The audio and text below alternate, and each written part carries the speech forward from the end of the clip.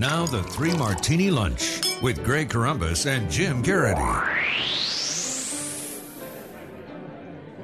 And welcome, everyone, to the Tuesday edition of the Three Martini Lunch. Along with Jim Geraghty of National Review, I'm Greg Corombos of Radio America. Good, bad, and crazy martinis for conservatives today, as usual. And Jim, you and I both cheer for sports teams that have a difficult time beating certain teams in their divisions. For you, as a Jets fan, it's the Patriots. For me, and as a Bears fan, most recently, it's been the Packers.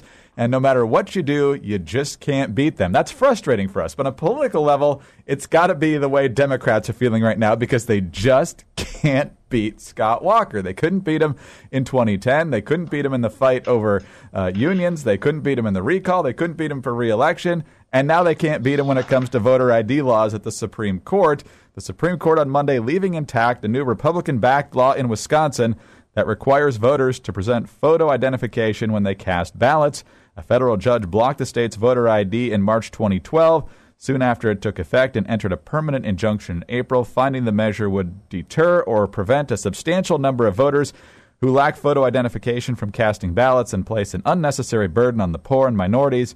The 7th U.S. Circuit Court of Appeals blocked the decision and subsequently ruled in October that the law was constitutional. Wisconsin Supreme Court upheld the voter ID in a separate ruling. The Supreme Court put a stay on it late last year because it was right before the midterm elections, but now they've agreed not even to hear the case, and so it gets to stand. And so not only does Scott Walker win again, Jim, but this should provide a pretty good template for other states who want to get their version of voter ID through the legal process. Your opening assessment about Scott Walker, Greg, is pretty good. I think over at Ace of Spades, when they need to do a graphic of him, they don't use a photo of the, kindly, gentle, easygoing, polite Midwest governor. They do kind of like a Conan the Barbarian type. So it was some sort of like ruthless medieval warrior with a giant axe over his shoulder who has been cutting a swath through his enemies. That seems to fit it. And obviously, look, this is a nice bit of news. It's not really surprising news to us. The idea that you should be required to show photo ID demonstrating that you are the voter who you claim to be at the ballot box is just common sense. But it is good news. Now, look, the Democrats say they're not driven by voter fraud and things like that. But look, they certainly seem to be fighting this thing tooth and nail. So they really seem to see some sort of giant incentive on their part to ensure that you don't need to show ID. I think every state should be taking every step to make sure that if you are who you say you are, we're going to help take care of it. I know in South Carolina, like, look, if you can't afford a photo ID, we'll cover the cost for you. We will do everything we can to get a photo ID into the hands of someone who needs it and deserves it and should have it. But otherwise, you can't vote, or at the very least, got to do a provisional ballot and make sure you are who you say you are.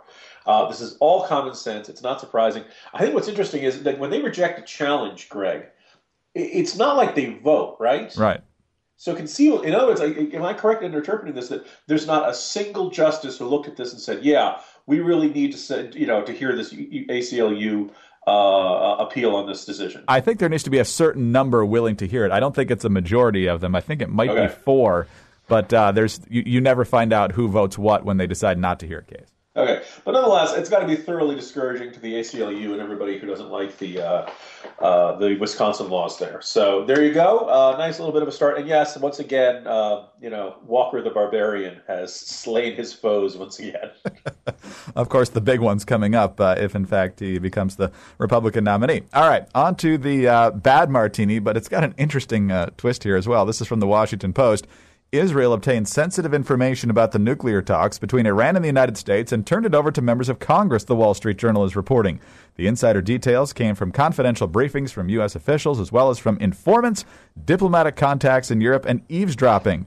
Citing current and former officials, the paper said the spying operation was part of a broader campaign by Israeli Prime Minister Benjamin Netanyahu's government to penetrate the negotiations and then help build a case against the emerging terms of the deal. Here's the most bizarre part. The Journal, in its Tuesday edition, reported the espionage did not concern the White House as much as Israel's sharing of inside information with U.S. lawmakers and others to drain support for a possible deal with Iran to rein in Tehran's nuclear program in exchange for the easing of international sanctions. So, Jim, apparently the only way we can really find out what's going on here and get a straight deal is from Israeli intelligence, but the administration's more upset that Congress knows what's going on than the fact that spying is going on in these talks. Like somebody else had said on Twitter earlier today, I had to read the story twice to make sure I really understood what the administration was complaining about.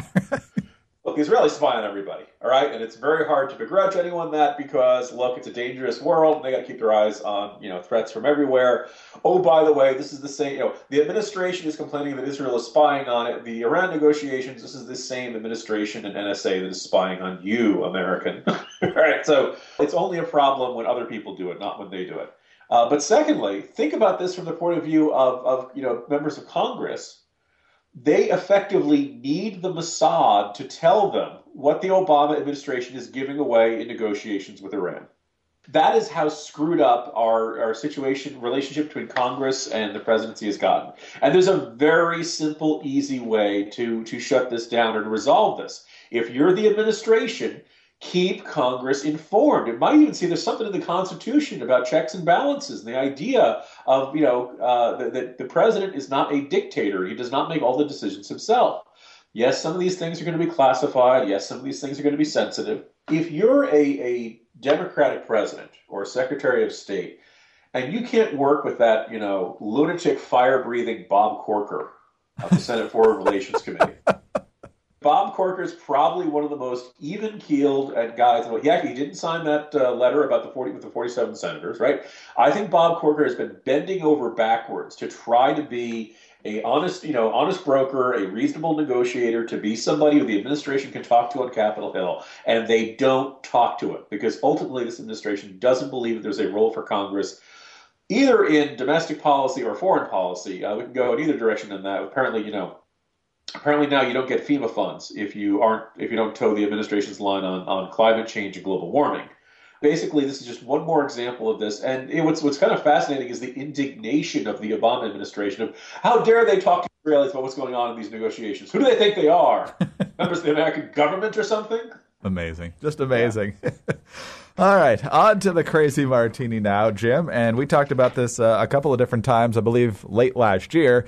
Last fall, there was an article that came out in Rolling Stone talking about the rape culture on campus. It specifically told this story of a gang rape at the University of Virginia involving a girl under the pseudonym of Jackie, and it led to this whole firestorm of criticism of permissive rape culture at different schools. The fraternity system was indicted, and eventually the Washington Post and others kind of dug into the different details of the story, found out there wasn't even a party the night of the alleged rape, and then the story just got peeled back as not true piece by piece by piece. Yesterday, the Charlottesville Police Department, that's where the University of Virginia is located, essentially said there's no evidence to suggest that a rape ever happened, that Jackie was not cooperative at all with police. She did not come to them immediately after this alleged incident happened, and as far as they can tell, the case is essentially over because there's no evidence that any criminal activity happened.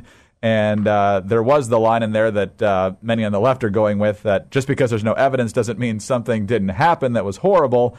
But after everything that the school and different fraternities have been raked over the coals for, it appears that none of this was true. At least there's no evidence, not a shred to suggest that it actually happened. Well, I said this should be the Crazy Martini of the day. The fact that they weren't able to find evidence to support the Rolling Stone story isn't really shocking. We kind of figured that obviously there were people who came forward who said actually what I told the reporter didn't match what came up in the story, and that actually this doesn't mesh with what I had told, what I remember that night and things like that. The details were so vivid, and the idea that this actually described in the article would somehow be kept hidden forever. What I found crazy about it is, look, the Charlottesville Police Department has literally spent months investigating this. They have run down every conceivable lead or possibility of gathering evidence, and they did not find a shred of evidence. We don't know what happened to that woman that night, but it did not happen as it was described in that article. And what's more, think about it, we really don't have any evidence that a crime was committed. Right? Now, it doesn't mean that she didn't go through something traumatic. We don't know. We don't have perfect clairvoyance of what happened that night. But that ultimately, so if you're the police, isn't filing a false police report a crime? Now, I guess the idea is that, well, she didn't file a police report, so it's not really, there's no crime committed there. There's if filing a police report is a crime because it wastes police resources, it wastes the police time. The police have now had to spend oodles of time investigating this allegation that we all kind of figured was kind of nonsensical, or at least didn't add up from early on. And they've had to spend all that time doing that instead of, say, dealing with other crimes. And oh, by the way, that area of Virginia did have a serial killer stalking people up until fairly recently. So there are other crimes that require police attention in that area. What I'm kind of struck by is that, maybe this woman did go through something traumatic, and if that's the case, you hope she gets the care she needs. But I think we're entitled to a little bit of anger here. That basically she has told a false tale. She has told a tale that does not have evidence to support it.